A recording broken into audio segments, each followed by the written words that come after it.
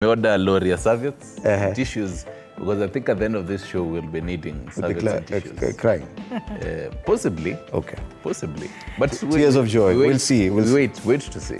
It is 5 days before Christmas. Oh, yes. 5 days only to Christmas Day. The last time I was here, the countdown was about 20-something days. Yeah. It was 31. We're now down to 5 days.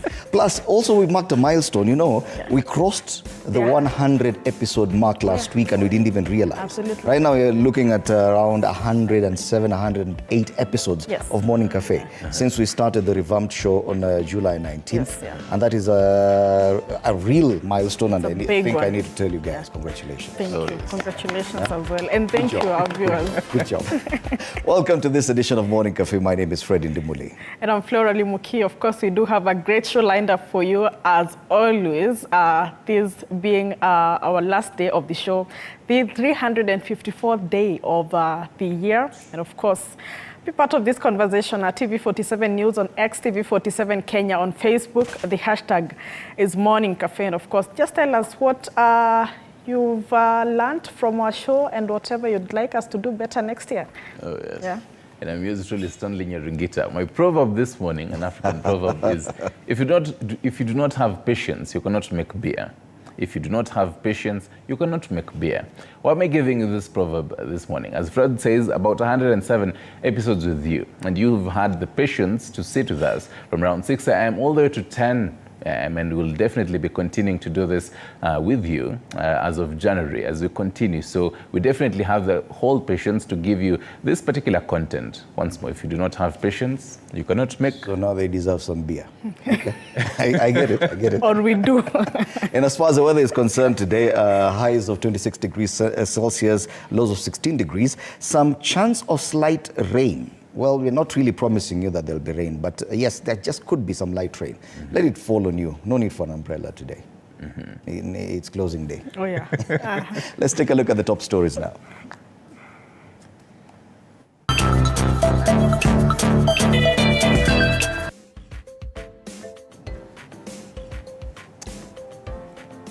Now, the Azimio la Umoja One Kenya coalition has now expressed its concern on the relationship between Kenya and the East African community countries following alleged remarks against them from the Kenya Kwanza government officials, as well as tax policies imposed, which culminated to absenteeism of all EAC heads of state during the 60th Jamhuri Day celebrations in Nairobi. Opposition leader Raila Odinga says since the country gained independence, it has never lost contact with the EAC countries, but President Ruto's government may have already destroyed it. Now, this comes hours after Transport Cabinet Secretary Kipchumba Murkomen said Kenya, unlike Rwanda, was a democracy with legal processes. Mike Kagwongo reports.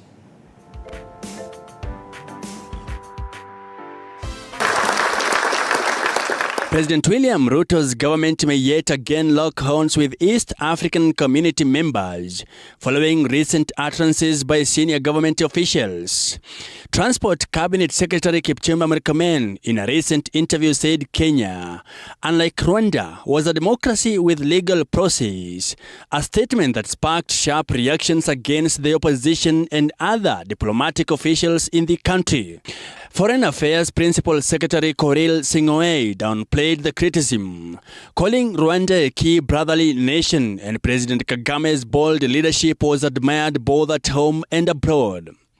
In a statement sent to newsrooms this afternoon, Azimio la Umoja Coalition Party leader Raila Odinga condemned the controversial remarks made by Murkomen, terming them unfortunate. Odinga further accused the CS of using intemperate and undiplomatic language against Rwanda. Odinga raised concerns that none of Kenya's neighboring EAC countries were represented at the level of president, vice president or prime minister at the 60th Jamhuri Day celebrations here in Nairobi, as would have been expected in such a significant occasion. Each of the countries have very positive competition. I can tell you for sure, East Africa community will be better and stronger. CS Murkomen, however, confirmed his remarks, maintaining there was a big difference between Kenya and Rwanda in terms of decision-making. When I said last night, for example, that our friends in the neighboring country in Rwanda, they make their decisions quick because their governance structure allows their president and the executive to make decisions. Here at home, we have had to handle a tender that should have taken 6 months for 2 years. His remarks comes hours after President William Ruto said Kenya's diplomatic relations with its neighbors was perfect. Mike Kaguongo, TV 47, Nairobi. President William Ruto is on the spot yet again for remarks he made in Kisii on Saturday against those challenging his government agenda, especially in courts. Busia Senator Okiya Omtata now says he fears for his life for being among those who have gone to court to block some of the president's flagship projects. Omtata, however, did not find it easy recording a statement with police, as Paul Kirobi now explains. Mnajua nilipatiwa panga pale, nilipatiwa sword kubwa hivi. Kwani mnafikiri hiyo sword ni ya kukata mboga? Si ni ya kufyeka wakora hawa? Ndawafyeka kabisa. President William Ruto's statement on Saturday while he was in Kisii County continues sending mixed reactions. This time, Busia Senator Okiya Omtata saying he fears for his life. He accuses the president of failing to obey the court and by pushing punitive laws that affects common mwananchi. When the president was in Mosocho the other day, he issued a death threat to a group of people, including myself. Police officers in Nyanchwa police station in Kisii turned away Busia Senator Okiya Omtata from filing death threat claims against the head of SET. Omtata was sent away from Nyanchwa police after another botched attempt to file another report at Mosocho police station in Kitutu Chache South. He now wants the president be investigated by the DCI. To ensure that this country is governed by law and anything that is done outside the law, including any law that is unlawful, is quashed and has no effect. So we shall continue having our faith in the judiciary, perfect or imperfect as it is, because it's the only forum for a civil engagement and a civil resolution of disputes. We have had enough share of bloodshed in this country, and we don't want any more bloodshed. Yesterday, the Law Society of Kenya termed Ruto's statement as reckless and aggressive, an indication that it could have a very harmful impact to those opposing Ruto's administration. The Busia lawmaker is now looking forward to go straight to the Inspector General of Police, Japheth Koome. But it should never be said that William Ruto was allowed to mismanage this country the way he set out to mismanage it, and was never challenged. The Busia senator says the main reason that ignited Ruto's decision is attributed by his stand on the housing levy fund. Paul Kirobi, TV 47. Deputy President Rigathi Gachagua has now asked newly appointed envoys to ensure they are prioritizing Kenya's export market for maximum economic growth. Speaking during a meeting with the envoys at his Karen residence, Gachagua said, or rather urged them to ensure they are expanding trade opportunities, increasing direct investment, seeking bilateral labor agreements for more jobs for Kenyans abroad, adding that their performance will be evaluated on the economic gains to the country. While addressing the newly appointed envoys at his official Karen residence, Deputy President Rigathi Gachagua has urged them to prioritize expansion of trade opportunities for the country's economic growth. We want to re-engineer the whole diplomatic space, the whole diplomatic architecture. We want to re-engineer it to focus more on commercial diplomacy as opposed to the traditional way of diplomacy. He has further added that his office is ready to unlock investment partnership opportunities in collaboration with relevant agencies. Therefore, request you to really take time to think through what are the opportunities available in the country you are going to serve for the Kenyan people.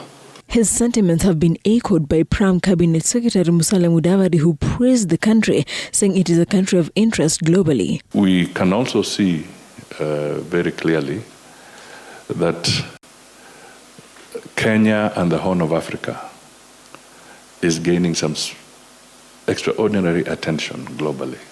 Cabinet Secretary for Cooperatives Simon Chelugui also added that farmers are looking forward to better prices for produce, hence a need for the envoys to explore lucrative markets abroad. All Europe has recognized our country as a source of materials to their countries. And therefore, my brothers and sisters, you have a singular opportunity. The foundation has been laid. Tourism CS Alfred Mutua, who was also present, has pledged to work with them in order to ensure Kenya is at the top in the tourism sector. We should be recording realistically with what we have, God has given us, 70, 80 million tourists coming to our country. But that's the trajectory we're going to. When people say we want to hit 2 million mark. Vera Albeta, TV47, Nairobi. All right, those are our top stories as prepared for you by the TV47 News Desk. Next up, we take a look at the dailies this morning.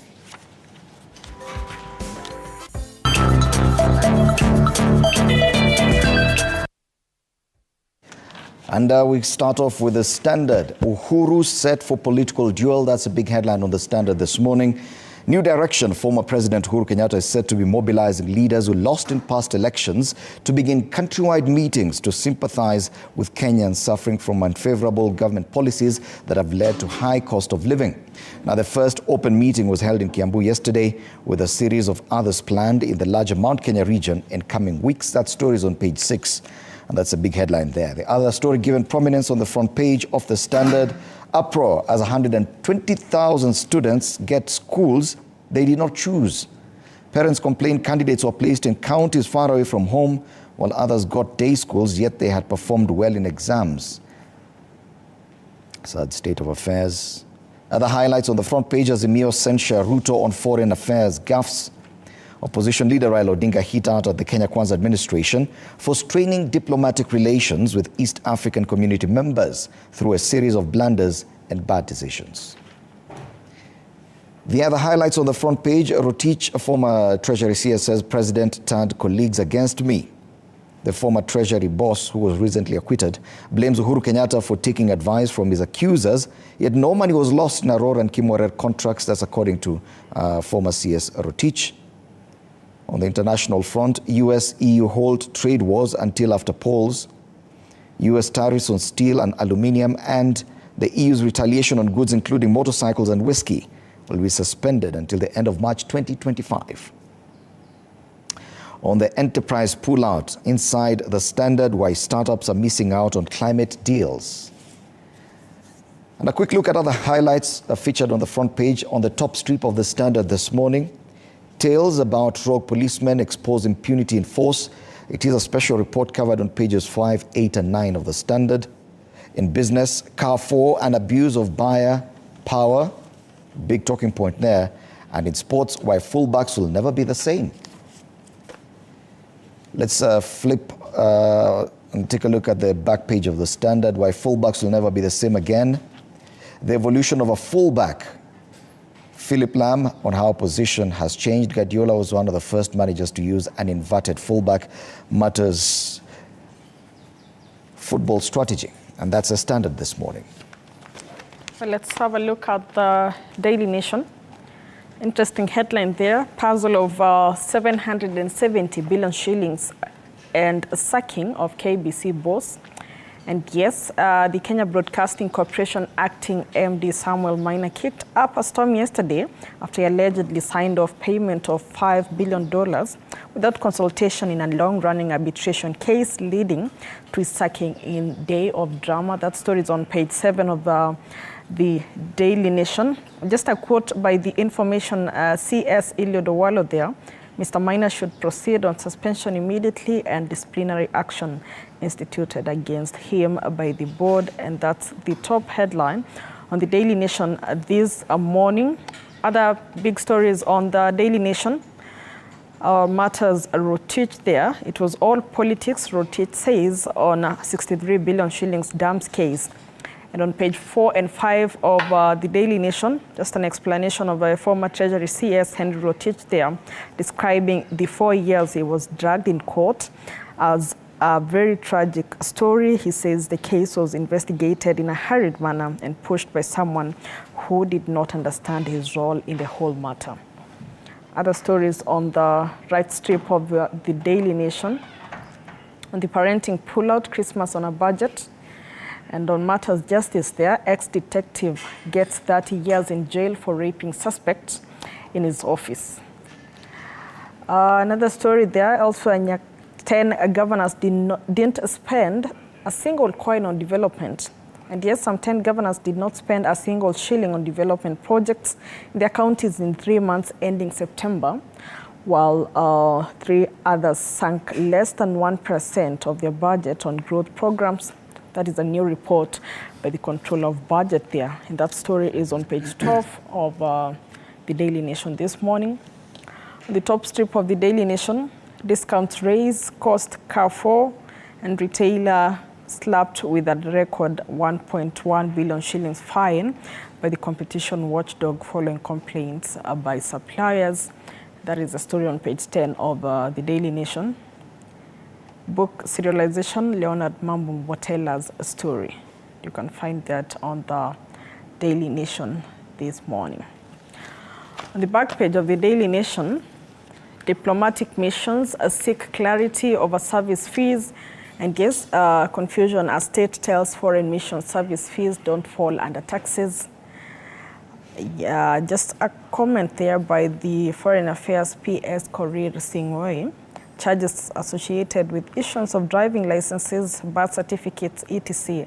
are payable by diplomats, as these are service charges and not taxes. Another story on the back page of the Daily Nation, NCPB in a fix as farmers opt for private millers offering better prices. And that's the Daily Nation this morning. Right. That particular story you were taking a look at on matters 10 governors didn't spend a single coin on development. It sounds quite sad. And if you can listen into if this is your county boss, and it is featured on the front page of Business Daily, at the bottom strip there. 10 governors spend nothing on development in first quarter. County bosses who failed to spend a single shilling on development. So budget controllers report on budget implementation during the first quarter of 2023-2024 shows that 10 governors spent all the money released to them on salaries and other recurrent expenditures, and they have listed them. Nairobi, Johnson Sakaja of Vinyandeti of Machakos, Gideon Mungaro Kilifi, Cecily Mbarire of Embu, Ahmed Abdullahi of Wajir, Jonathan Lelate of Samburu, Simon Kachapin of West Pokot, Turkana's Jeremiah Lomorkai, Kericho's Eric Mutai, and finally Gladys Wanga of Homa Bay. Another story also reflecting on Business Daily, why regulator hit Kafur with a record of 1.1 billion cash shillings fine. This is always a whole debate that Kenyans always have. Is it Carrefour? Is it Carrefour? It depends on... Again, depends on the polling station you went to. Largely enough. On the right side of Business Daily, that ticker, state spending without parliament not up 134 times. That is in matters economy. On matters companies, EcoBank wins in 1.1 billion QPay dispute. And matters market insight. CBK faces upward rates pressure in bond auction. And the Life Pullout magazine, Swala ya Mbuzi Pale. A Christmas without goat meat is no Christmas. Is not Christmas. Juu kama sisi kama closing day, there is someone, I won't mention names, someone popped up an idea of beer. I won't mention names. So there's, I'm suggesting Stanley, it's not even 6:30. It's too early. Let's take a look at Taifa Leo. Kwenye gazeti la Taifa Leo hii leo, niko hatarini, habari kuu pale. Seneta ambaye ni kipaza sauti cha wanyonge katika jamii asema pingamizi yake ya ushuru ya mzolea balaa. Seneta wa Busia Okiya Omtata yule sasa anasema kwamba anahofia maisha yake kutokana na juhudi zake za kupinga ushuru wa nyumba nafuu katika mahakama kuu. Seneta huyo ambaye ni mwanaharakati anahisi kwamba matamshi yake matamshi ya Rais William Ruto mnamo Desemba 16 mwaka huu alipohudhuria harambee ya kanisa Katoliki eneo la Mosocho, kaunti ya Kisii, yalimlenga yeye na Wakenya wengine waliowasilisha kesi za kupinga ushuru huo. Habari kamili kwenye ukurasa wa pili wa Taifa Leo. Vidokezo zaidi pale chini kwenye ukurasa wa mbele wa Taifa Leo. Kizimbani kwa jumbe kwa mke wa mtu. Mwanamume kotini kwa kutumia mke wa mtu jumbe za mahaba katika WhatsApp. Wasikia Stanley, wasikia? Tahadhari hayo. Tahadhari. Tajipala kutini. Kwingineko chakula cha msaada chatoweka. Habari zaidi, CBC yampiga jeki kufuga sungura. Pale juu kwenye ukurasa wa mbele wa Taifa Leo, ujumbe wa mahaba wampeleka kizimbani. Nafikiri ni kidokezo kile kile wamekirudia kwenye ukurasa wa mbele ili wakumbushe watu kama wewe. Mwanamume wa miaka 41 anayedaiwa kutuma picha chafu na ujumbe wa ngono kwa mwanamke alidai kuwa mpenzi wake ameshtakiwa katika mahakama ya Eldoret kwa tabia ya kuudhi. Aha. Hiki ni kidokezo zaidi. Ni habari mbili tofauti no. Yes. Kwingineko, Murkomen akaangwa kuhusu Rwanda. Amelaumiwa kwa kudai kuwa taifa la Rwanda laongozwa kidikteta. Hizo ndizo habari kwenye ukurasa wa mbele wa Taifa Leo hii leo. And let's have a look at the People Daily this morning. The top headline there, county bosses spend millions on parks and travel. Yes, the bad and the ugly. Report by the Controller of Budget reveals how governors and MPs use allocations for recurrent expenditure, asks questions about large sums that the leaders are yet to account for. That's a report on page 4 of the People Daily this morning. Another story on the lower strip of the People Daily, their spirit of Christmas beckons, and that's the First Lady, Rachel Ruto there. And of course, the President William Ruto has celebrated Christmas with the children at the State House yesterday. On the top strip of the People Daily this morning, retail giant Carrefour fined 1 billion shillings for abusing power. And on the regional side, DRC Congo goes to polls as regional rows rage. And that's the People Daily this morning.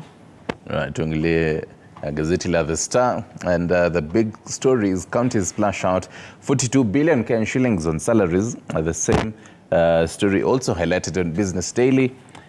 10 counties report zero expenditure on development in 90 days during Q1, the first quarter of the year, on pages 4 and 5.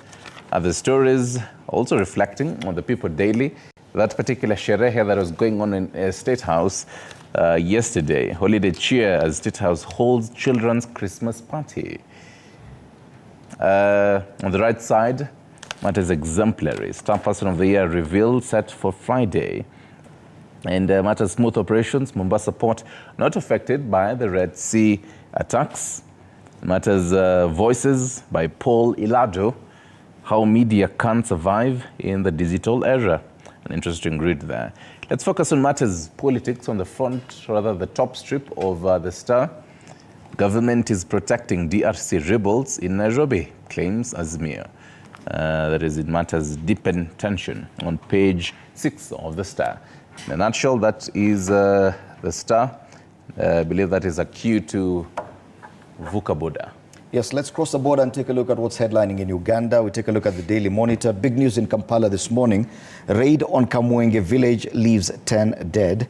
Security agencies have attributed the Tuesday night raid on Kishurizi village in Kamwenge district, which left in its trail destruction of property and death, to ADF fighters. That's a big story on the front page of the Daily Monitor. Other stories given prominence on the front page is the appointment of the first female monitor MD. She's called Sibirwa. Another one matters obituary. Sobi, man who lived by sword dies by the sword. And those are the big stories on the front page of the Daily Monitor in Uganda today. Let's cross over to Tanzania, and the top headline there, World Bank tips Tanzania on inclusive development. And yes, the World Bank highlights in its latest country economic memorandum for the Tanzania titled Privatizing Growth, the need for Tanzania to shift its growth strategy so that the country can realize its full potential. That's a big story on The Citizen this morning. Other stories on the top strip of The Citizen, why MCC has picked Tanzania for renewed partnership. And yes, another big story there, Tshisekedi beats drums of war. And yes, the DR Congo president there, Tshisekedi, has threatened to declare war on Rwanda if he wins today's presidential election, in yet another episode of sabre rattling by the leader of the Central African region. That's the story on page 2 of The Citizen this morning. On the lower strip, digital tool seeks to cut antibiotic use in children. And that's the Citizen this morning. Masuala ya afya yamepewa kipaumbele katika gazeti la Mwananchi, kizungumzia hospitali binafsi MAT wayapinga. Ni kuhusu maboresho yaliyotangazwa na mfuko wa taifa wa bima ya afya, wasema yataathiri utendaji wao. Chama cha madaktari cha KANA kushirikishwa NHIF yasisitiza iliyoshirikisha hatua zote, sema ni mabadiliko gharama za tiba NHIF. Vidokezo vingine pale hapo katikati masuala ya siasa ni mchuano wa Tshisekedi Katumbi uchaguzi DRC. Tutakuwa tukiangazia mengi ya hayo katika masuala ya caricature. Kwingineko katika gazeti lili hili, wamiliki wa baa walia na NMEC jeshi la polisi, na mwishowe mkienda likizo na hausgeli mlipeni posho. Sijui posho maanisha nini, lakini inakaa kama taarifa ya kusisimua pale. Mkienda likizo na hausgeli mlipeni posho. Hiyo ndio gazeti la Mwananchi. Turejea nchini Kenya. On page 12 of the Standard is where you'll get the cartoon for this morning. On page 16 of the Daily Nation, where you'll get the cartoon, and obviously on page 10 of People Daily. I'll start with page 12 of the Standard. It is quite hilarious. So you know how the three wise men, the three wise men, you know, visiting baby Jesus, bringing gifts, all kinds of gifts. Kama ulipitia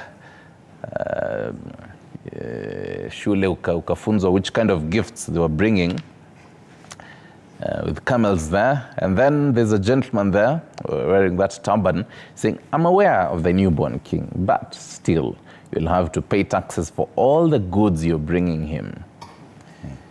Wise men encountered the tax collector. Let me just say the tax collector.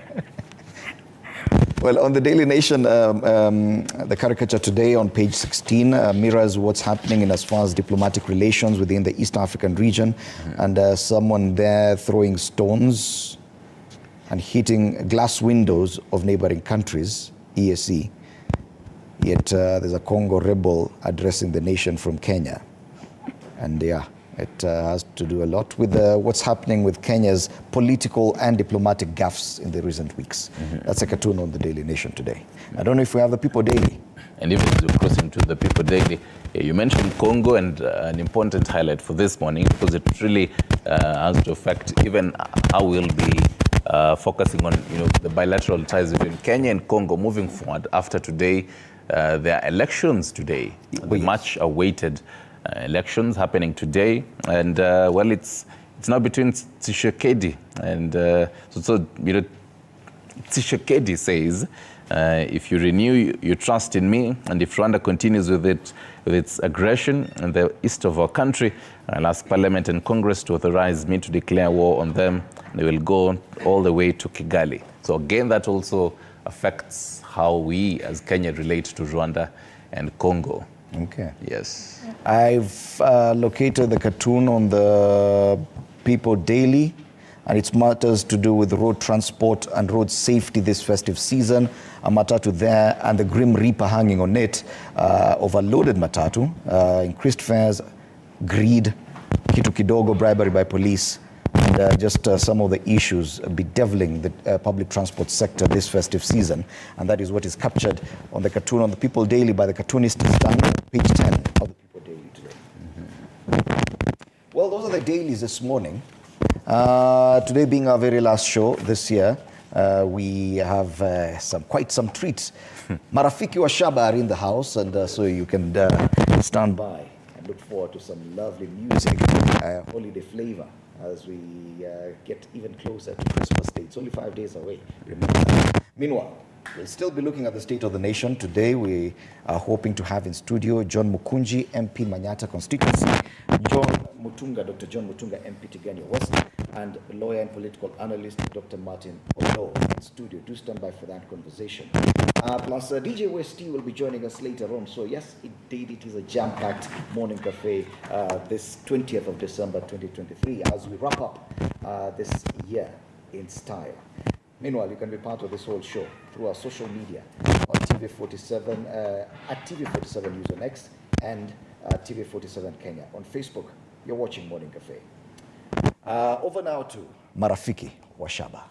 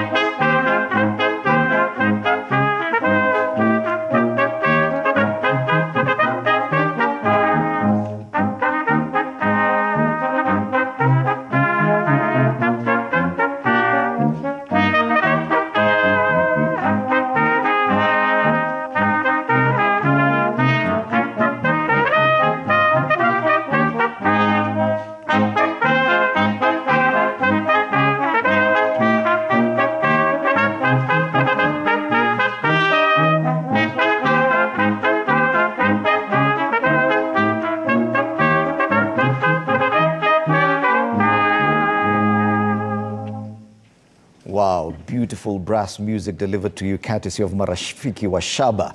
5 days to Christmas Day.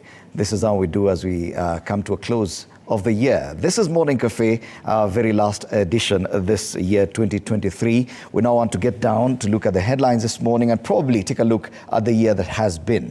We're privileged to have in studio this morning a lawyer and political analyst, Dr. Martin Olo. Karibu sana, good morning. Thank you very much, Fred, and thank you for laying it all out for me with the brass band. Oh, yes. Man, I am having a good time. Beautiful sounds this morning in our studios here at TV47. So nostalgic. I tell you. I can't wait for Christmas. Oh, yes. Right. And you know what? We'll have a lot more of this music, so do stand by for more ballads. And courtesy of Marafiki wa Shaba, Friends of Brass. That's how we're giving to you this 20th of December 2023.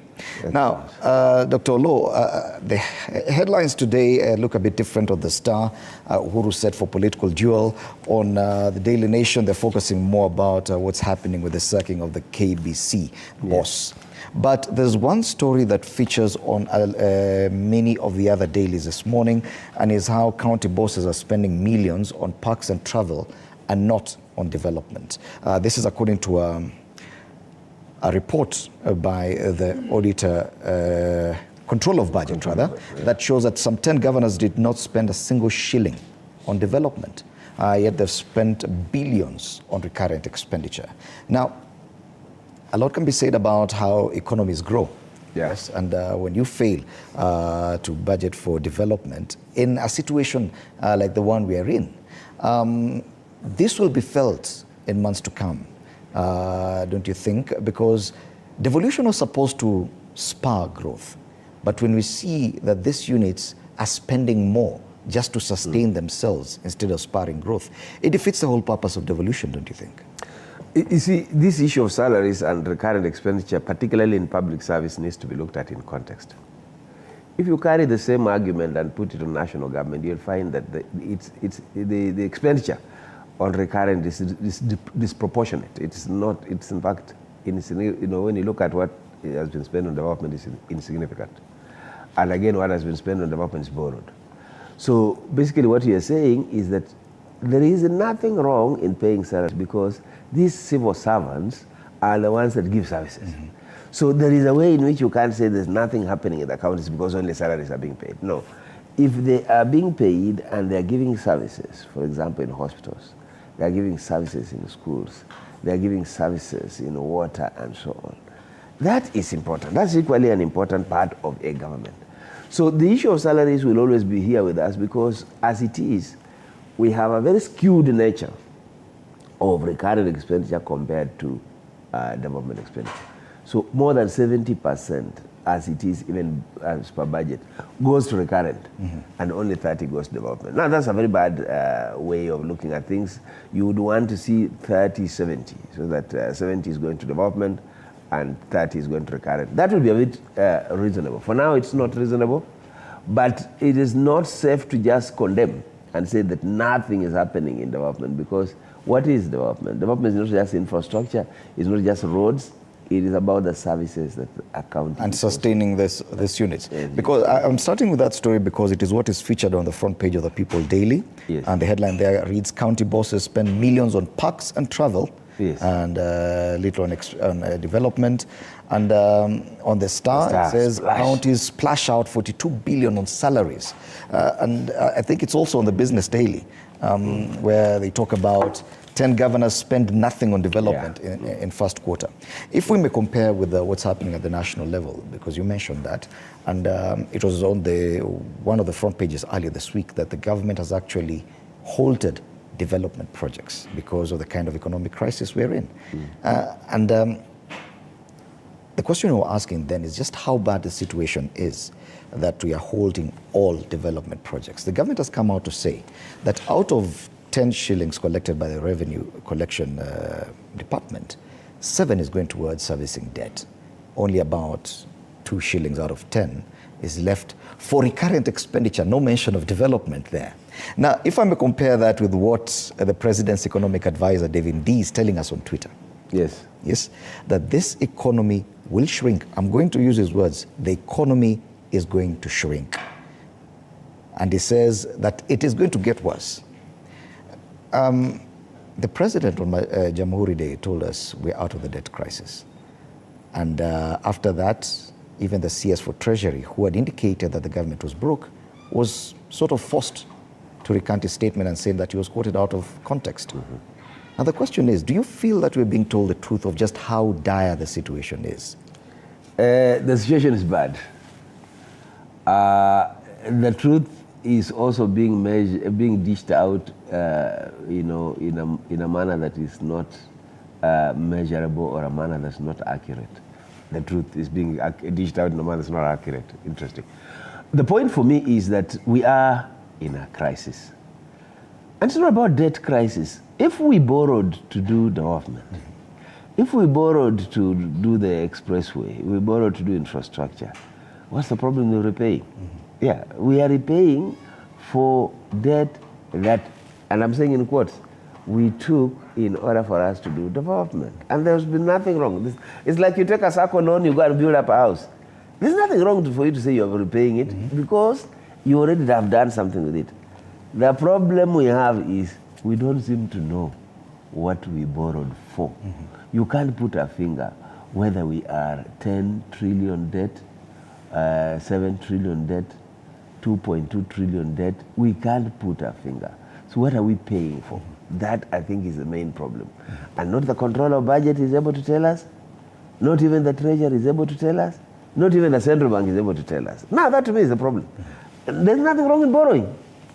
Borrow for development, that's again what the public law requires, that you borrow as a government to do development, not to do recurrent.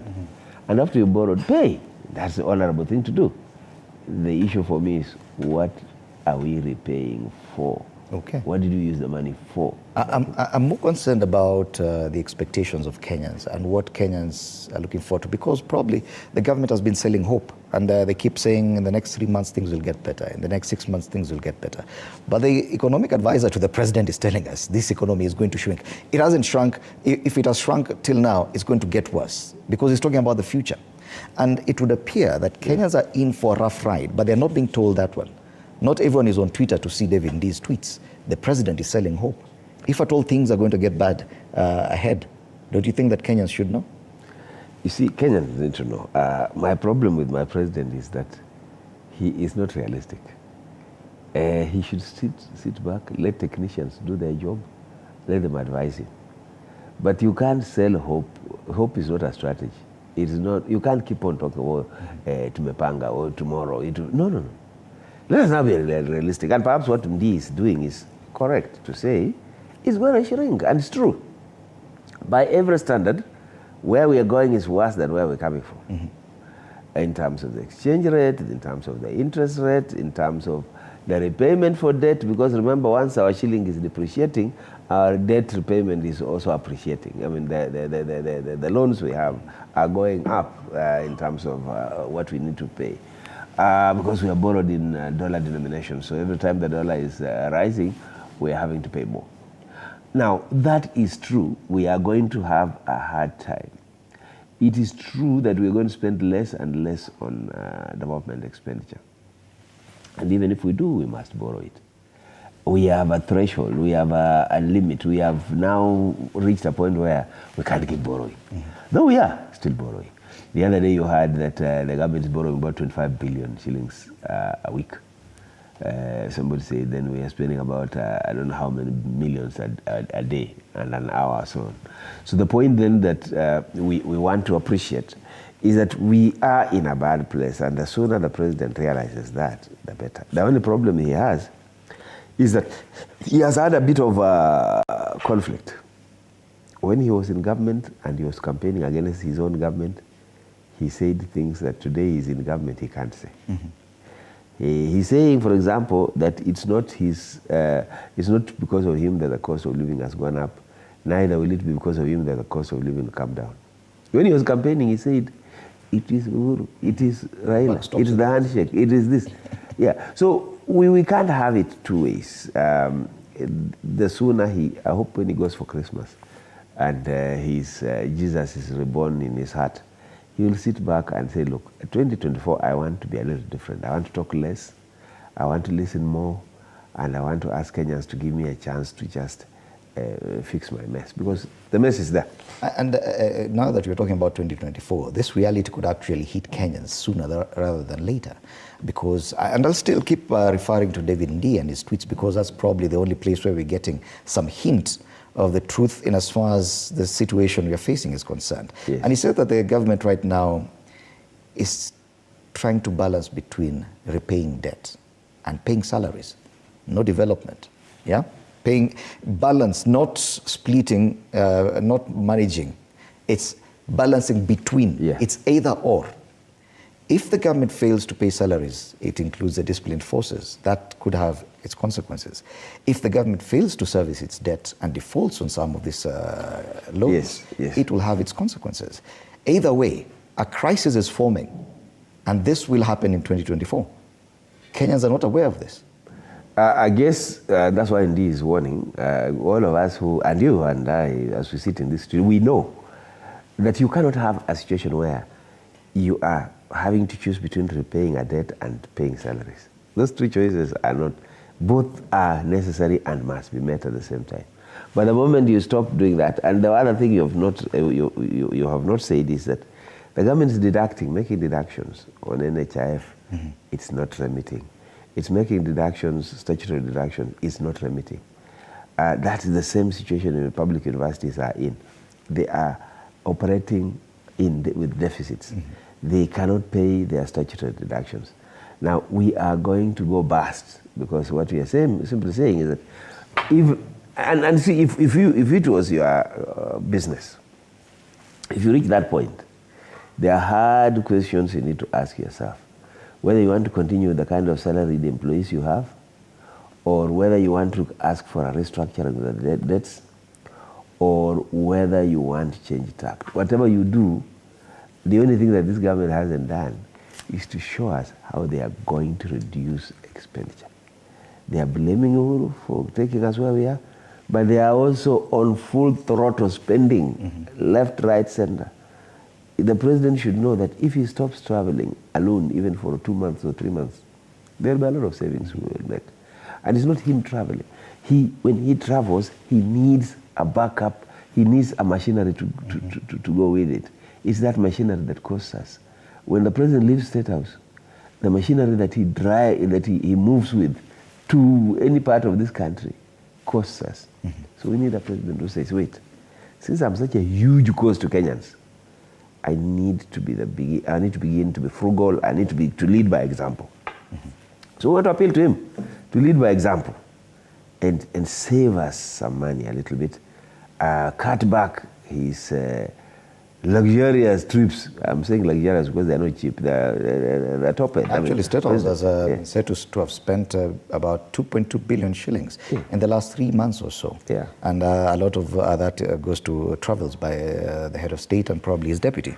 Now, looking around Africa, there are instances and examples of countries that have already crossed that line and they are in crisis. Ghana, for example. Ethiopia has already defaulted on its Eurobond. Malawi was tinkering on something similar, but the president came out and said, now even I myself will not travel. Yes. We are not seeing the same kind of frugality, and you mentioned it, in Kenya. Meaning that the executive, the presidency is still showing like we are okay. The picture Kenyans are seeing is one that we're okay. And so when we're making aspirations and hopes about what we're going to do in the new year, we are a very hopeful nation. But as you mentioned, we are a nation about to go bust. Absolutely. And the other thing that you are saying is that we are also a nation that is opening ourselves up to the external world without any safeguards. We want to get people here for free visas. Are we ready for the consequences? The floodgates that we are opening, are we ready for the consequences? We are a nation that wants to listen to everything that IMF is telling us. Are they meaning well for us? You see, Fred, when you run a country and when you are central bank and when you are in treasury, the one thing that you work on is your currency. And you work on it not to the advantage of others, but to your own advantage. You hold on to it no matter what. When these things, they're saying, oh, the shilling was artificially, of course, you must sometimes do such a thing because it's important for you to control export, imports, and so on. Because remember, when your people are exporting and importing, it's the foreign currency they're using. So they are depending on you and your fiscal policy to stabilize for them so that they can break even and make some money in that process. And when you're paying your debts, you're paying them in dollars. So you also need to make sure that you fight. You see, this is the only case where you borrow and you also determine, they determine the interest rate, but you also determine from where you're sitting with your policy to say this is what we shall peg the dollar at. So there's a need for that negotiation because it is a governance issue that we must all be part of. So my fear is that we are opening ourselves to too much influence from the Bretton Woods institutions, and particularly at the central bank and at the treasury. Now, quite often, those guys don't look at our short-term interests. They look at their long-term interests. Okay. Yeah. And talking about that risk of opening up too much to foreign powers. Yesterday, the president, the day before yesterday, the president signed a deal with the European Union. Yeah. 27-member bloc. This is one country. This deal, ideally, which has been negotiated for over a decade, was initially supposed to be entered into as a group by the East African countries. And now we see Kenya going alone. Do you see something similar? The same way we're saying IMF and World Bank are taking advantage of Kenya because of their power they hold. Yeah. Don't you think that by Kenya going it alone and signing a deal with the European Union, that we could also be boxed into a corner and sign up a very unfavorable terms because of our inability to negotiate at that level, because we're only one country against a bloc? Absolutely. And I think to me, it's whether we are acting in good faith. Because if we are East African community, which we are, and we have a bloc, and we've agreed at that level that we want to negotiate as a bloc, why would any one country go behind other countries and sign on? That's betrayal. I mean, that's betrayal. It undermines the spirit of the East African community and therefore puts us in a situation where, should we be exploited, as you rightfully point out, we will not have the strength to fight back. But if we were a bloc, we can have a bargaining power. We can have the East African community, the summit to fall back to, and seek bargaining. Yes. And I'll take you back to some of what David Ndiaye said in his tweets. And he talks about how we got to a situation where we are more about consumerism than production. That with the government spending on development and the economy shrinking, that anyone who has depended on government, and he talks about government facing or government contractors suffering most in that kind of situation. He says that those people who will it is a suggestion that those people who will thrive in that situation are those who are engaging more in production. Now, such a deal with the EU would assume that Kenyans are really producing a lot for export. Is it the situation really? Because we've seen our exports dwindling over the years. Are we even in a proper position to say that we are able to exploit that EU market because we're producing more, or we've actually increased our output? You see, for us to benefit from that kind of an arrangement, it follows, or it requires that, one, we have commensurate productive capacities. Now, whether you're talking about flowers, whether you're talking about coffee, whether you're talking about tea, right now we are not on that on the high, we are on the decline. And if we are on the decline and we are going into that kind of an arrangement, it means that we are disadvantaged. Now, what you are saying about what Ndi is saying, which I don't agree with, is that world over, when government spends, the economy moves.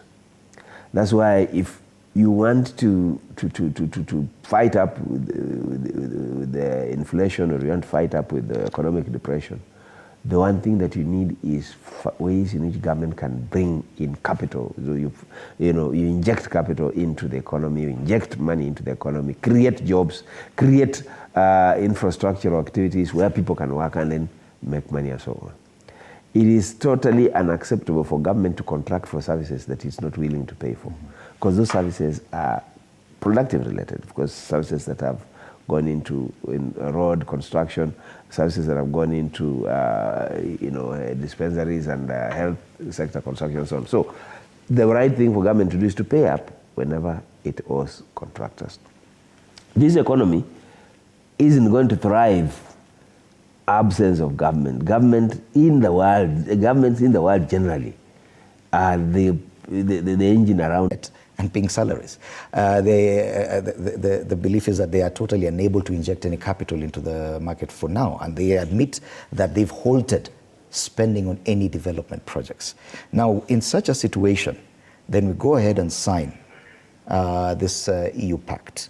And one of the concerns that was raised, I don't know if it's accurate or if it's contained in that agreement, and what was raised and probably what informed the reluctance by our neighbors, was the fact that the EU was seeking up to 80% tariff-free exports into our market. Yes.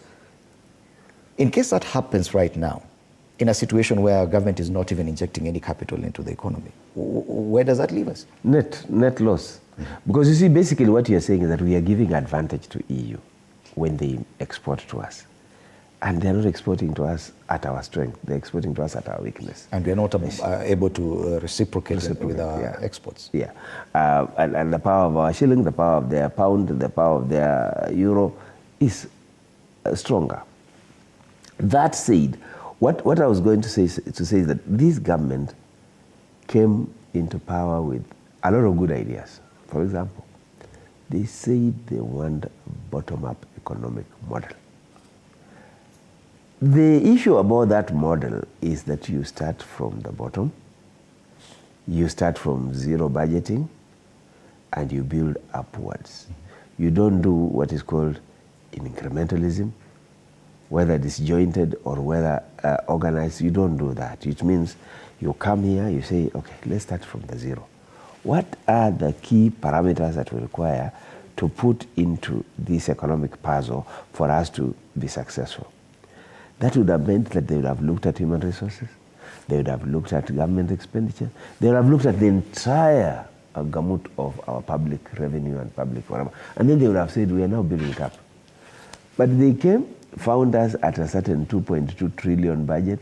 They have gone to something like almost 3 trillion, and they are going on. So that is not bottom-up that they were saying. So we are looking forward to them saying, hey, we may have had good ideas, but we have lost them while in implementation.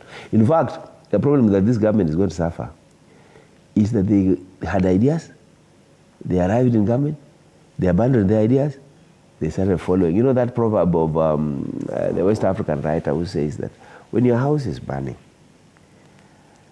and you see a rat coming out of it, you don't follow the rat, you continue with your efforts on putting out the fire. But this government, the house is burning. But they're busy with the rat that's coming from this house and blaming it for all its woes. Okay. Yeah. Interesting discussion about how the state of our economy, especially because it is one of those things that will be deep and will be the biggest point come 2024. The other issue, Dr. Olo, that has come up over recent weeks is the handling of our foreign relations. Yes. And it is a big deal. Now we're seeing that increasingly, and it is showing, whether it is true or not, the fact that we could just treat it as a simple symptom.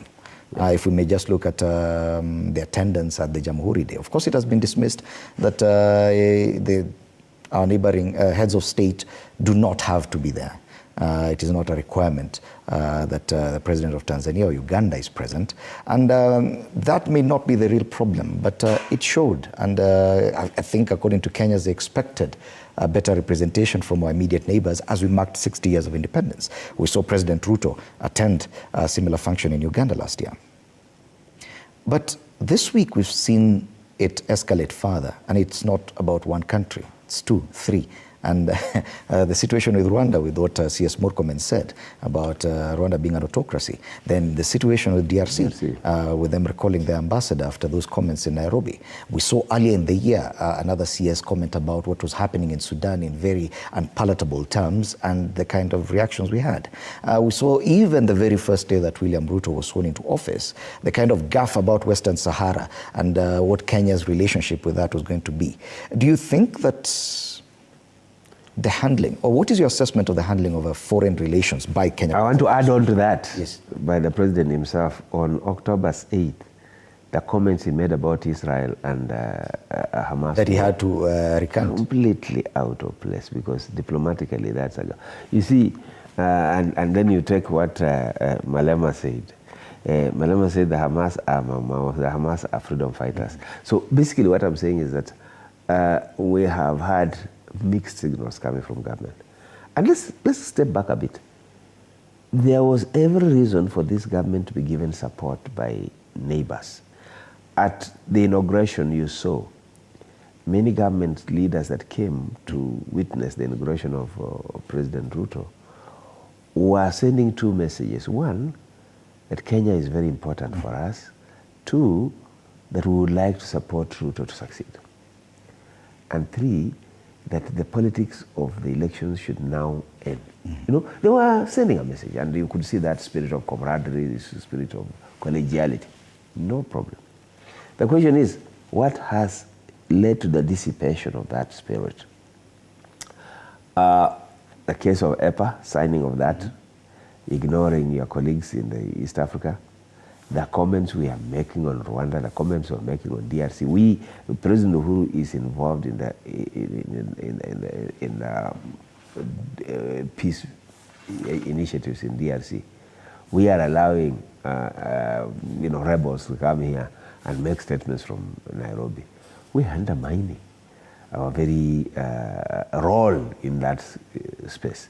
So there's been a problem, and I was hoping that after the reshuffle and the Prime Cabinet Secretary now being in charge of foreign affairs, that we will see some resonance, some ideas pulling together, but we haven't seen that coming through.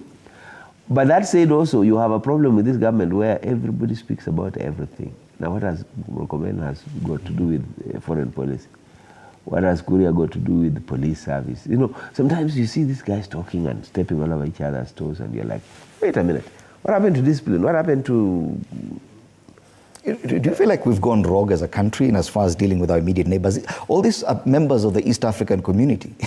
Have we just gone rogue? We've gone rogue. I mean, it's the moment we sit with you at a table and we go and sign something else. We want you here and we are doing... We are rogue. We are not playing along with them, and that is worrying. And you know, when we talk about Kenya's trade partners, we talk more about Europe and the US. But the truth of the matter is our immediate neighbors are our biggest trade partners. With this kind of isolation, where does us leave us? Because even Uganda, when it comes to importation of their own oil, are looking to go in a different direction. And they have said that they will come and import from Mombasa with or without a license from us. In other words, these are our, actually for us, for Uganda, we are their lifeline. But we must make their life easier. We must make doing business, the cost of doing business, manageable for them. Not unpredictable, not too expensive for them. And you can see it here. The way we are playing with the price of fuel is not how Uganda is doing it. It's not how Tanzania is doing it. So we must come down and say, wait, we are either one block playing policies that are helping the block or not. So my problem is that we are neither hot nor cold. On one hand, you're opening up the borders, visa-free entry to Kenya. On the other hand, you're isolating yourself from the East Africa community. Do we have a foreign relations policy clear? Are you confused? And we should be confused because for me to give you a visa-free entrance, I should be having a reciprocal arrangement between me and you. That as I give you, like we did for like South Africans. Yes. They told us yes, and then we also told them yes, and then there are conditions around it. But now you just wake up and say, now we are visa-free. I mean, I would have wanted a policy around it, and even public participation around it, some guidelines around it, some aspects of Kenyans as sovereign Kenyans owning that kind of a decision. You see, that you can allow anybody inside this country is not what you can do as a president. It's only what Kenyans in their collective nature can agree to. Because we also have a country to run, we have a boundary to safeguard, and we have an identity to deal with. You can't just say anybody is free to come here. For how long? Yeah, and with what intentions? And how do we know when they are not having good intentions? I think there should have been some clarity around it. Do we have an understanding of how important foreign relations is to our situation? Or are we handling it? Because some of the statements made by senior government officials appear very dismissive. Is it that we do not have a proper grip of understanding on how foreign relations relate to our current situation and how it could impact on us going forward? For our current situation, we're talking about, yes, in the next few months, we're going bust. And we're isolating ourselves from neighbors. What exactly are you looking at? There are two things there. One, there's a level of arrogance. There's a level of intolerance. So what you're seeing from some of these cabinet secretaries is really unacceptable at that level, because the level of decorum, the level of dignity that you need to carry yourself with at that point is so high that you should not be faulted. Like Caesar's wife, you should be above reproach or something, but we've seen them falling down. Two, we do not seem to have now clarity around our foreign policy. We are mixed up. We are between the US, the UK, I mean the European leaning. We don't know what we want to do with China and the BRICS. We are, sending several signals, and that's not very, very good. Mm-hmm. We need to be fairly clear. Yes, we need the West, but we also need the East, and we need to benefit from both in a manner that encourages and a manner that builds our own agenda, not necessarily their agenda. You can say that is easier said than done, but no nation ever goes to a negotiation table without a position. Mm-hmm. So we must have a position and agree that we shall take the loans from China, but at a concessional rate. We shall take the loans from the IMF, but at a concessional rate. That we shall be in charge. We shall know what it is good for us. But for heaven's sake, let's take the loans and apply them for what we borrow. Okay. And mostly we should be borrowing for development. Okay, and as we wrap up the issue of about foreign relations, because we're just looking back at the year that has been. Yes. And so far we've handled issues of the economy and where we are and what to expect in 2024. We looked at an issue of foreign relations. Even as we appear more and more isolated in East Africa region, our president is getting accolades across the world for his stance on matters climate change and climate action. He's being seen as a Pan-Africanist, and he's getting accolades. I think he was awarded the best African Pan-Africanist, something this past week. And does it tie to what we've just discussed, that on one hand you're being praised about your actions from beyond our borders, yet there are questions being raised about how exactly you're handling other nations? You see, when you see me praise you, Fred, mm-hmm. Be careful. Find out whether I'm praising you for my own good or I think you are great. I think there's a place where those who are praising our president know that he's pandering to their whims, and he's doing very well. He's mouthing and voicing. He's been very vocal on climate change or carbon credits and so on. I don't think that's an African agenda, and he knows it. It's some fellow's agenda somewhere there, so he's been piping it. And for that reason, he's a darling. He's held meetings here on behalf of some, I would call them lobbyists, in terms of just dealing with this issue of climate change. So his accolades, we must receive them with a lot of suspicion, because these people are not praising him because he's great for us, but it's great for them. Should we be concerned, because we've talked about IMF, the World Bank, and we've seen what it has done to us and other African countries in years gone by. Now you're talking about the EU, now on this debate about climate change and climate action. Should we be concerned that probably our president is giving in too much, or is under a lot of influence from certain powers? Certainly we should be concerned. We should be asking whether we have an independent president or he is somebody's puppet. Of course, if you ask him, he'll dismiss you, he'll tell you how he knows what he's doing, you know, because he's very well spoken. But it should worry us that he is, you know, they say that he who pays the piper calls the tune, just like the brass band here. When we tell them, now do this, say here is whatever, they'll play it out. So there is that fear that this tune that he's singing isn't a Kenyan tune, and that should worry us. Wow. Now let's move on now from foreign relations matters and take a look at politics. Yeah. Because a lot has happened. Right now, the NADCO report has gone silent. No one is talking about it anymore. But there's a big headline here about Uhuru coming back. Yeah. And former President Uhuru Kenyatta is said to be mobilizing leaders who lost in past elections to begin countrywide meetings to sympathize with Kenyans suffering from unfavorable government policies. Now, the presence of Uhuru Kenyatta and his involvement in the politics of this country, to whatever extent, is still under scrutiny. On this issue of the NADCO report, which was a remedy to some of the political challenges we're facing this year. It would appear we are at a stalemate, that we do not know exactly which way forward.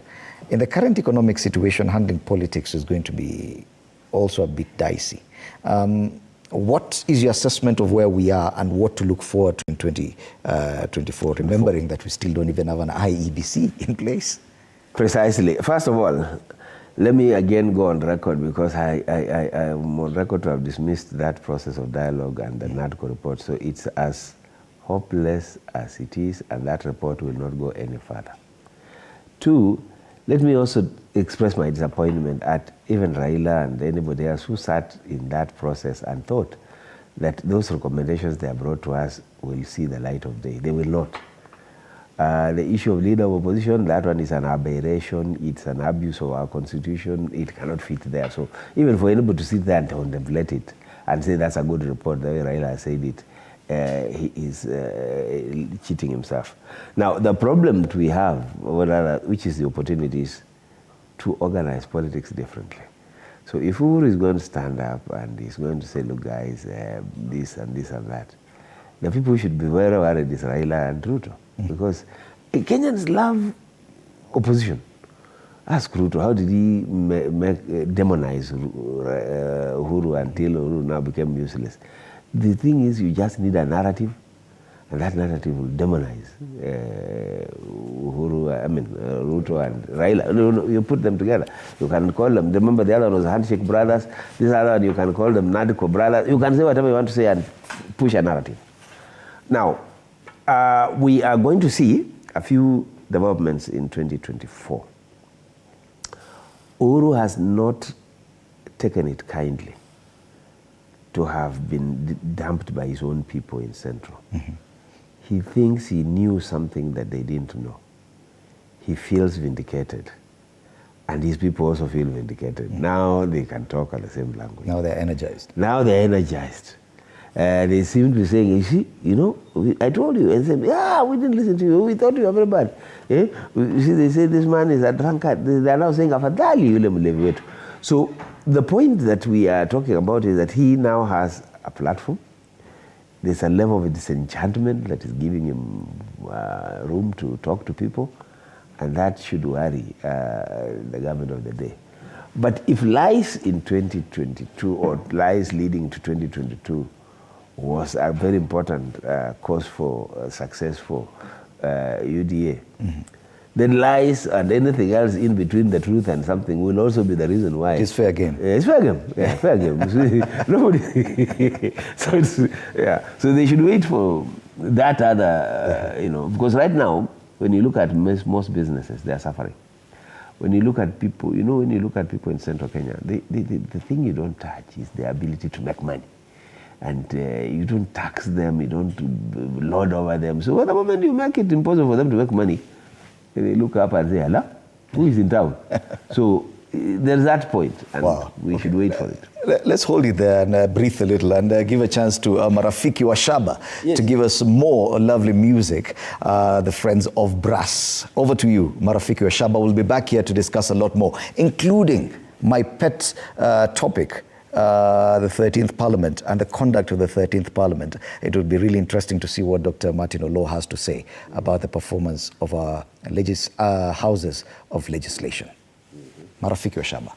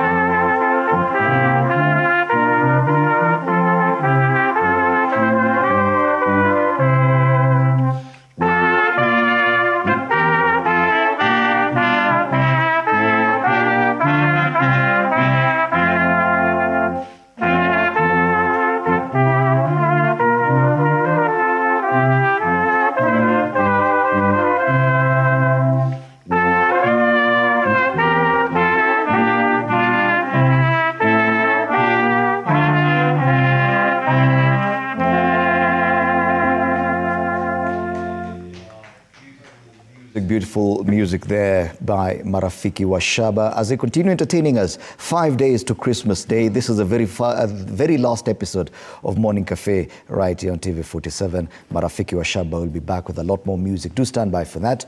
Meanwhile, I'm still in studio with Dr. Martin Olo, lawyer and political analyst. And by extension, we were talking about politics, and now we want to move to Parliament. And a lot has been said about the conduct of the 13th Parliament, the manner it has handled itself. But at the beginning of the year, and I keep referring to David D, he'll allow me, he said he drew a comparison between William Ruto's approach and what Kibaki did. And they said that Kibaki, despite his successes, he may have failed or may have encountered a lot of trouble, especially within his first term, because he failed to handle politics early enough. And he said that William Ruto is doing things differently and he has handled politics very well this year. I don't know your assessment to that, but he indicated, and what many people would see that success in politics would be the kind of control that the president has over the National Assembly.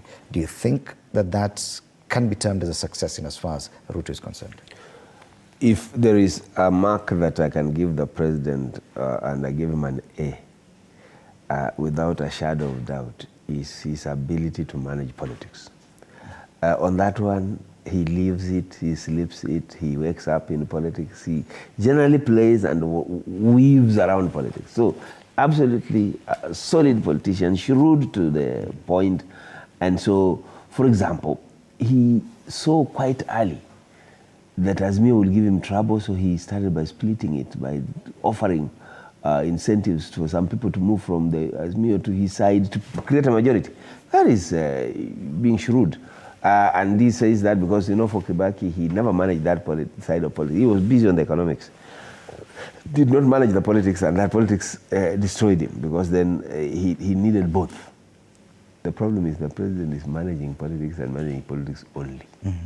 It's not helping. Nothing else. It's not helping to translate to economics and so on. I mean, these movements, these moves are all about political rearrangement, political machinations and so on. No problem. But at the end of the day, you also need something else. You need a flagship. So if Kibaki was unsuccessful on politics, he is at least successful on economics. But if you are successful on politics, then you'll be like Moi. He's very good at it, whatnot, until you bring us Uhuru in 2002, and you tell us that, you know, this is my guy. And we tell you, wait a minute, where is this guy just coming from? So there is a way in which he managed politics with so much confidence that he never saw it coming. So similarly to Ruto, he manages politics with such confidence that he will not see what will bring him down politically. Oh, wow. And now moving away from the president to the direct conduct of the 13th Parliament. What is your assessment of how they've performed so far? You know, I don't know what we are looking for, but these guys that we call parliamentarians, both the senators and the National Assembly legislators, are doing what they know best. They are not good at debating, they are not good at passing legislation, they are only good at ensuring that they protect their interests. Whether CDF, whether it is you know, political party interests, that's all they're doing. So on that score, they're doing very well. They are giving a president a very good time. They're listening to him. He's working very well with them. So to that extent, they're doing very well. But is that what the Kenyans want? Is that what they were elected to do? Certainly, a number of them are not delivering. And that's why when you see some of them coming out, like Ganeni Omshomba and others, talking, they are also realizing that their constituencies are hurting. There are many things that these members of parliament could be talking about, which they are not talking about, and it will come to haunt them. Yet, even these interests have existed for a while. CDF was there. It's not just for this parliament. Yet, this parliament has been accused of ceding ground totally to the executive. And that's a conduct I'm more worried about. Yes, their interests, Parliament has always protected its interests, but at least they stood ground and maintained their sanity and their stature, the three arms of government. This one appears to have already ceded ground completely. We started by saying that the first thing the president did was to make sure that he had numbers in Parliament. And the way he whips them and mobilizes them is so that they are a voting machine, not necessarily a thinking machine. So they're not supposed to think. They're just supposed to vote. To that extent, they are doing what they are supposed to do. Very few people can stand up in that August House and speak against the grain, because they are either with it or they are isolated. You saw what happened to Galeni Mshomba when she was being now attacked right back in her area. I don't know whether that strategy will work, because how many people will you attack?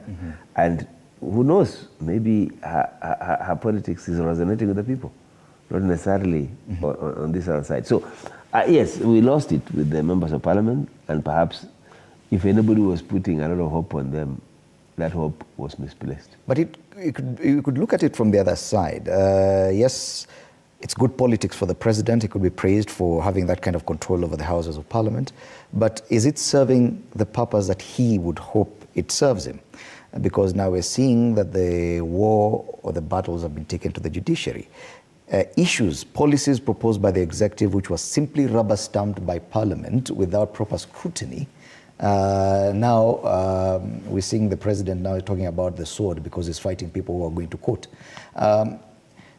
He would have managed to avoid this if at all Parliament had done some proper scrutiny on some of the policies, and hence he would avoid the kind of battles he has in court. So therefore, do you still think Parliament, by ceding so much ground to the executive for being simply a rubber stamp, including to some things that can be challenged in court, that it's really serving the president's interest? You see, you're right in saying that government has three arms. There's the executive, there's legislature, and there is judiciary. The executive has held the legislature captive. So they do what the executive asks them to do, not what they want to do. So all those mistakes that they have made, it's not the legislature, it's the executive that wants those things passed that way. Remember, the president has said he's unstoppable on housing levy. So if you say this, he changes to that. If you say this, he changes to that. So those members of Parliament are hopeless. Their hands are tied. The only hope we are now having is that the judiciary will restore the sanity around issues of constitutional violations and so on. It will be such a sad day when the judiciary also plays into the whims or panders the whims of the executive. But for now, I think there are parts of the judiciary that are fairly independent. And that is the savior we have. So for the legislators, they are a pawn in a game, and the game is being played by the master chess. Because now we're seeing the president come out and showing his disapproval of those people who've moved to court. And do you think this is frustration from this side of the president, that he had hoped everything would go smoothly, but yes, he is now seeing like the judiciary is being used to slow him down? Is it frustration? That's what you saw Murkomen saying as well, that, oh, there's too much democracy here, oh, people are all... Listen, this is what we chose for ourselves. If you want to rule Kenyans, be ready for us. We will debate everything, we'll disagree about many things, and if whether we don't like it, yeah, we will go to the courts and so on. And even if you don't listen, we'll go to the streets. So now that you know who we are, handle us with a lot of care. Think through proposals before you bring. But you can't stop us from chasing our rights, going to court, asking for interpretations and so on. That we should continue to do. So the president should not be frustrated. And you should actually be happy that people are going to court, not unhappy. Because what else should they be doing? Going to the streets? No. Go to court. Because the headline on the front page of Taifa Leo has the face of Senator for Busia Okiya Omtata, who's been one of the best litigants that we've had in this country. He's credited even with some of the biggest cases that have slowed down this administration. But the headline reads, Niko Hatarini. And he says he now fears for his life because that statement by the president puts his existence in jeopardy. I don't know, but I would not be surprised that some threats have been made at him, or he has received some messages that could lead to that. That I would not be aware of. The only thing that we all need to be aware of, and this is how sometimes dictatorships thrive, or people who are total hold on power thrive, is exterminating dissent and trying to, white out any opposition and so on. So somebody like Umtata should be worried. But I would have thought that the president should have taken the cue when Umtata was in a meeting with him in Busia, and he told him, look, you're my friend.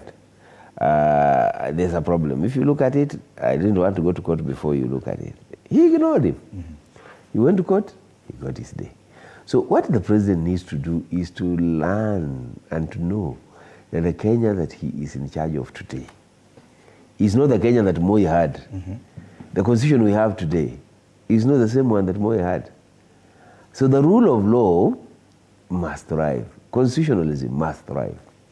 And constitutionalism says that any Kenyan who is aggrieved, any Kenyan who feels that the constitution is being violated, has a right to defend it. Now, where do you defend it? You can defend it in the studio the way we are doing, defend it in court the way others are doing it, you defend it in parliament, defend it even as the executive. Say, look, ikatiba ni yetu, and this is what we've agreed on it. So the president shouldn't be frustrated. He should be saying, it's a good thing that people are going to court. Okay. And finally, as we wrap up this discussion, the one thing that has not really been a big discussion this time around, I don't know why and for what reason, and that is the fight against corruption. Because it has always been top of the agenda for decades on end in Kenya. But it would appear, looking at things that have happened this year and towards the end of last year, that we appear to have lost hope in getting any success in as far as fighting corruption. We've seen all, or at least majority, if not all, cases being taken to court, and all of them falling due to lack of evidence, or witnesses withdrawing, or the ODPP coming and saying we are no longer interested in pursuing this matter. Do you share that sentiment that we have lost the war against corruption? Fred, without any fear of contradiction, this government never campaigned on the platform of anti-corruption. They never said they'll do anything about corruption. So let's not judge them on that accord. What is happening is what is happening. They never told you they will not condone corruption. They never. We should not take the mambo ni matatu phrase as any hope that they will. No, but that is exactly the point, that you either remove and whatever, or we take. That is now the very impunity that you're talking about. So them, they are okay. They are very clear about that nothing will stand in their way. The president says he's unstoppable. So when you have that kind of approach, what do you mean by corruption? What is corruption? You see, the moment you subvert systems and you make systems work for you, the moment you wake up and decide that UDM that is in Azimio now is also in, the moment you work with people like Jubilee that are in the day, they are supposed to be in Azimio, but they are busy with it. What other corruption do you want to look for? It's generally a subverted process. Okay. We have said it even before that, IEBC works as a commission. You were declared elected, not by a commission, by an individual. That's a very strange thing, even for the Supreme Court to have told us that was okay. There was no functional IEBC to declare anybody. Anyway, corruption.